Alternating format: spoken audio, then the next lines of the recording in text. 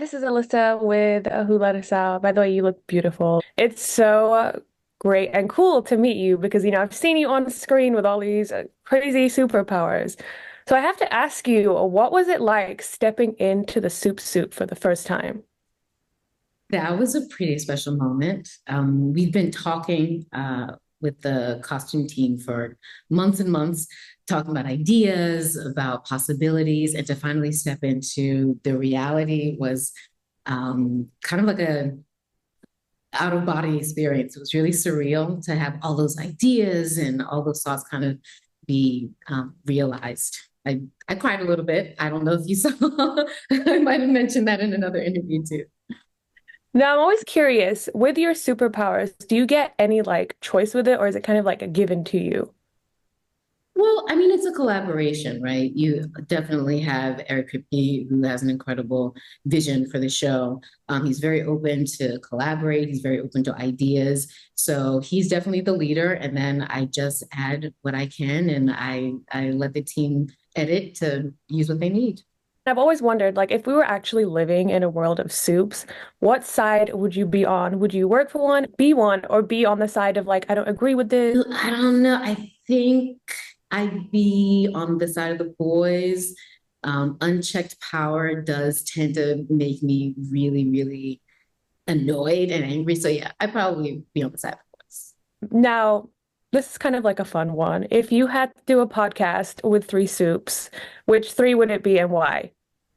What a podcast. Oh gosh. No matter which three I chose, it would devolve into chaos within 5 minutes. Um, I guess you gotta get the deep in there. He's so random and so funny, and I think he'd have a bunch of great stories about all his trips. Um, I think you gotta, well, anyone but Noir. And I mean, obviously Sage, I think. She has a She's plethora the of host. She's the main host, okay? you know things. I gotta have Sage in there. And then I don't know. I feel like what's fun is the revolving door. I can't limit it to just three. Everybody's so fun. Everybody has such a great different point of view. So I think you have to save one seat for revolve. Revolving, yeah. The question is, will an episode ever get fully filmed though? No, of course not. We would just film it and then like promote about it and say, hey, so sorry guys, it didn't work, but tune in next week because next week will Gotta be, try again. yeah, yeah, right from the people. What was it like kind of coming into this as a new soup? It's kind of like jumping on a moving train, though. There's so many moving pieces. All the characters have very deep desires that they're trying to get. So it's definitely a moment of stepping back, figuring out where I felt like I belonged in the world, and then just jump in. Like it's like not just like a moving train, like a game of double dutch. I don't know if you've ever played double dutch, but it's like, okay, where do I belong? Where do I belong? And then at the end of the day, you just got to commit and jump in. Now, before coming onto this, had you watched the show and like what was your reaction? Because it's very like it's everything.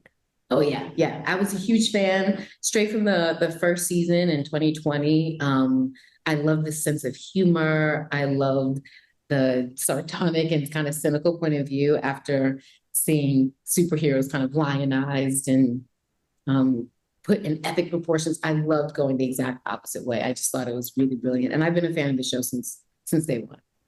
And kind of witnessing some of the crazy things that go on in the show. Was there any like hilarious moments on set that you can share that was kind of reflective of what we see? No, I think I'll leave that to your imagination. I feel like letting the audience fully engage their imagination is always the best play. I mean, I was just watching a scene last night and I was like, why are there all these duplicate naked men? Like, what is going on? I was like, okay, thank God I'm watching this after hours. But what have you personally learned from Sage? Sage has a really incredible way of accepting people radically for exactly who they are. She doesn't try to hope that someone's going to change or think that she can be so powerful to make someone else change or make someone else make different decisions. I think she sits very squarely in reality and accepts people for exactly who they are, which I think gives her a lot of power that people don't know that they're giving. Thank you so much. I have run out of time, but this was super cool and I'm so excited to see more of Sage. Thank you. Thank you so much. Thank you.